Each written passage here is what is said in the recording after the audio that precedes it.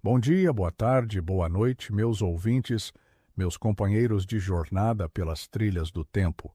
Vocês já pararam para pensar no que faz um homem abandonar o conforto da civilização para abrir caminho a golpes de facão em uma mata virgem, habitada por feras e tribos arredias?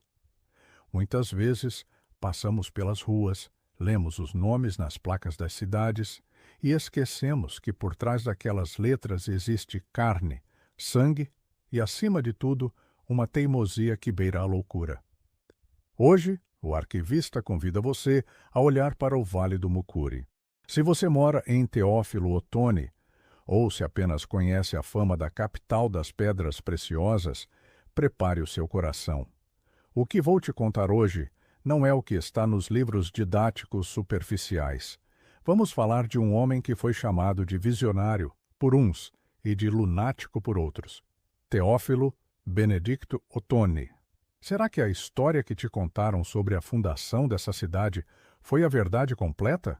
Ou será que existiam interesses tão profundos quanto as raízes das gameleiras que ele mandou derrubar? Fique comigo até o final, pois vamos descobrir quem foi, de fato, o arquiteto desse sonho chamado Filadélfia.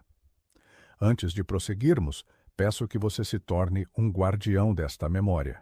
Inscreva-se, pois o silêncio dos arquivos só é quebrado quando alguém se dispõe a ouvir. Para entender a fundação de uma cidade, precisamos entender a formação do caráter de seu fundador. Teófilo Otoni nasceu no Cerro, em 1807. Criado entre as montanhas frias e a rigidez da mineração, ele cresceu respirando a política, mas ele não era um homem de concordar com tudo. Teófilo era um liberal inflamado. Ele via o Brasil do século XIX como um gigante amarrado por cordas velhas. Enquanto muitos se preocupavam apenas com o ouro que já estava escasseando, Teófilo olhava para o mapa e via um vazio imenso no Nordeste mineiro. O Vale do Mucuri era, naqueles tempos, um território desconhecido. Uma mancha verde nos mapas imperiais, marcada como áreas de índios antropófagos. Mas, para Teófilo, aquele vazio era uma oportunidade. Ele não queria apenas terra, ele queria uma rota. Ele queria ligar o interior de Minas ao mar, através do rio Mucuri, chegando ao porto de Santa Clara. Ele acreditava que Minas Gerais só seria livre quando tivesse sua própria saída para o mundo, sem depender excessivamente do Rio de Janeiro. Esse desejo de liberdade política e econômica foi o combustível que o empurrou para a selva. Ele não era apenas um político de gabinete, era um homem de ação que trazia consigo as cicatrizes da Revolução Liberal de 1842, onde lutou e foi preso. A prisão não o calou, apenas deu a ele tempo para planejar algo maior. Imagine o cenário. O ano é 1847. Teófilo Otoni, já livre e com uma rede de contatos poderosa, decide que é hora de agir. Ele não esperou pelo governo. Ele fez algo moderno para a época. Criou uma empresa. A Companhia de Comércio e Navegação do Mucuri. Era o capitalismo de risco entrando na selva. Ele convenceu investidores de que aquela região era um eldorado de terras férteis e madeiras nobres. Mas havia um problema geográfico imenso. Para chegar ao coração do Mucuri, era preciso subir o rio, enfrentar corredeiras e, o mais difícil, abrir uma estrada que ligasse o cerro até as margens navegáveis. Teófilo gastou sua própria fortuna e sua saúde nessa empreitada. Ele se mudou para uma região, viveu em acampamentos improvisados, contraiu malária e viu seus homens desistirem, um a um. Vencidos pelo cansaço e pelo medo dos botocudos, os donos originais daquela terra. A Companhia do Mucuri era o seu projeto de vida, mas também sua maior agonia. Ele precisava de gente. Gente que estivesse disposta a recomeçar a vida do zero. E foi então que ele olhou para o outro lado do Oceano Atlântico, buscando na Europa o que o Brasil daquela época, ainda preso ao trabalho escravo que Teófilo tanto criticava, não conseguia oferecer com a mesma visão de futuro. No dia 7 de setembro de 1853, Em uma clareira aberta no meio da floresta densa, Teófilo Otoni fundou o Arraial de Filadélfia. O nome não foi escolhido ao acaso. Filadélfia significa amor fraternal. Teófilo, influenciado por ideais iluministas e maçônicos, queria que aquela cidade fosse um exemplo de civilização, um lugar onde o trabalho livre florescesse. Ele trouxe para cá centenas de colonos alemães, suíços e chineses. Imagine o choque cultural. Famílias inteiras que saíram das cidades organizadas da Alemanha para desembarcar em um lugar onde o sol era impiedoso e a floresta parecia querer devorar as casas durante a noite. Teófilo prometeu terras, sementes e ferramentas. Ele queria criar uma classe média rural, algo que quase não existia no Brasil imperial, de grandes latifundiários. Filadélfia nasceu sob o signo da esperança, mas também sob o signo da resistência. Os colonos sofreram. Muitos morreram de doenças tropicais. Outros se sentiram enganados pela companhia, pois a infraestrutura prometida demorava a chegar. Teófilo, no entanto, estava em todos os lugares. Ele era o administrador, o juiz, o médico improvisado e o maior defensor daquele povo.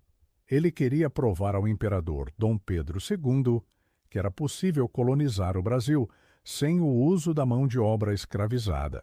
Mas a história de Teófilo Otoni tem um lado sombrio e doloroso que os arquivos não escondem.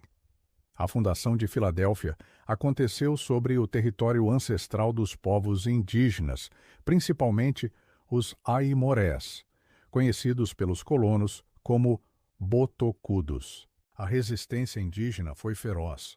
Para os índios, aqueles homens de pele clara e machados de ferro eram invasores que destruíam suas fontes de caça. Para Teófilo e os colonos, os índios eram o maior obstáculo ao progresso. Houve derramamento de sangue. O arquivista precisa ser honesto com você. A pacificação foi violenta. Teófilo tentou, a seu modo, uma política de aproximação, oferecendo presentes e tentando civilizar os nativos, mas o choque de mundos era inevitável. Muitas vezes, a sobrevivência da vila de Filadélfia dependeu de milícias armadas que protegiam os colonos nos campos de cultivo. Esse conflito deixou marcas profundas na região e é uma ferida que a história ainda tenta cicatrizar.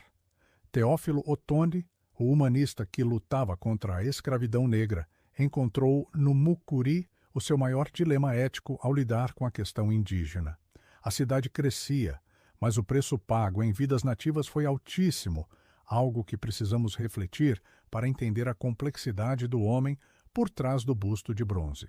Nem tudo foram flores no caminho de Teófilo. A Companhia do Mucuri enfrentou crises financeiras devastadoras. O governo imperial, que via Teófilo como um opositor político perigoso, muitas vezes dificultava o envio de verbas ou a concessão de privilégios. As estradas, que eram o sonho de Teófilo, viviam sendo engolidas pela lama das chuvas tropicais. Em certo ponto, Teófilo foi acusado de má gestão e de explorar os colonos. Ele, que havia investido tudo, viu-se cercado de dívidas e críticas. Em 1861, a companhia foi incorporada pelo Estado. Teófilo saiu da sua criação com as mãos quase vazias, mas com o nome gravado na eternidade. Ele voltou para a política nacional, tornou-se senador, mas seu coração nunca saiu das margens do Mucuri. A cidade que ele fundou, Filadélfia, mudou de nome para Teófilo Otoni em 1881, 12 anos após sua morte, como uma homenagem tardia ao homem que visualizou uma metrópole onde só havia mato. Ele não viveu para ver a ferrovia que tanto sonhou, a Bahia e Minas, mas foi ele quem plantou a semente da logística que transformaria a região no maior centro comercial do Nordeste mineiro. Hoje, quando caminhamos pelas ruas de Teófilo Otoni, vemos uma cidade vibrante, um caldeirão cultural, onde o sobrenome dos descendentes alemães se mistura ao sangue mineiro, nordestino e indígena. Teófilo Benedicto Otoni conseguiu seu objetivo principal. Ele deu voz e vez ao vale. Ele provou que o interior de Minas não precisava ser apenas um apêndice do litoral. O personagem Teófilo Otoni era um homem de contradições, como todos nós. Era um republicano vivendo em uma monarquia, um abolicionista em um país escravocrata, um visionário que muitas vezes ignorou a realidade prática em nome de um ideal. Mas é essa complexidade que o torna fascinante. Ele não foi um santo de gesso, mas um desbravador de carne e osso que enfrentou a solidão da selva para deixar um legado. A cidade é hoje o reflexo dessa luta. Cada cristal que sai dessas terras, cada negócio fechado, cada família que ali prospera, deve um pouco de sua existência àquele homem que, em 1853, olhou para o horizonte e disse: aqui haverá uma cidade. Chegamos ao fim de mais uma escavação nos arquivos do Vale. Teófilo Otoni, o fundador, nos ensina que o tempo é o senhor da razão, mas a coragem é a senhora do destino. A história da Filadélfia Mineira é um lembrete de que as grandes conquistas exigem grandes sacrifícios. E você, meu caro ouvinte, o que achou dessa jornada? Sabia que o nome original era Filadélfia? Sabia dos conflitos e das lutas que marcaram o solo onde hoje se pisa? Espero que esta narrativa tenha provocado em você não apenas curiosidade, mas um sentimento de pertencimento. Nós somos os guardiões dessa memória. Se não contarmos nossa história, o tempo a apagará. Por isso, peço que compartilhe este documentário. Deixe seu comentário contando o que mais te impressionou na vida de Teófilo Otoni. Sua participação é o que mantém este arquivo vivo. Eu sou o arquivista do Vale e foi uma honra ter sua companhia. Até a nossa próxima viagem pelo tempo. Lembre-se, o Vale tem voz e agora você também é parte dela.